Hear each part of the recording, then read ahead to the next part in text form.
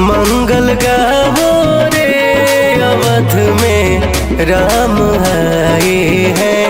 सखी सब मंगल गावो रे, अवध में राम आए हैं। अवध में राम आए हैं, मेरे भगवान आए हैं।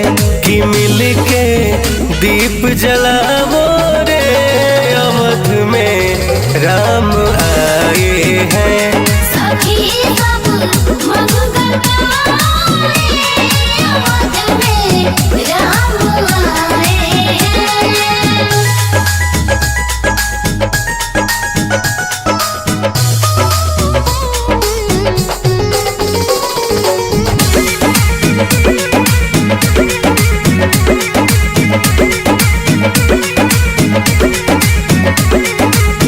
त्रेता युग अवतारी है, जग के पालनहारी है।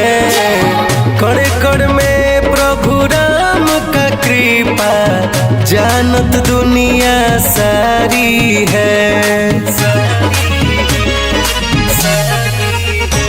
झूमो नाचो गावो रे,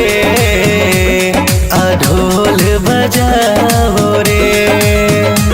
बहा के प्रेम की गंगा, प्रभु के दर्शन पाओ रे। सखी सब मंगल गावो रे, अवध में राम आए हैं। सखी सब मंगल गावो रे, अवध में राम आए हैं।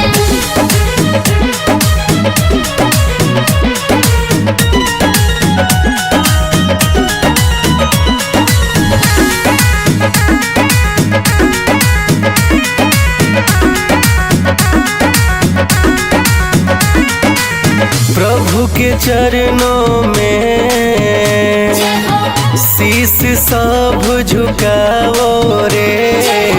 बिगड़ी किस्मत बन जाएगी, आरती की गाओ रे। हवन कराओ रे, टीका लगाओ रे। प्रभु के चरणों की धूल अपने माथे लगाओ रे। सखी सब मंगल गावो रे, अवध में राम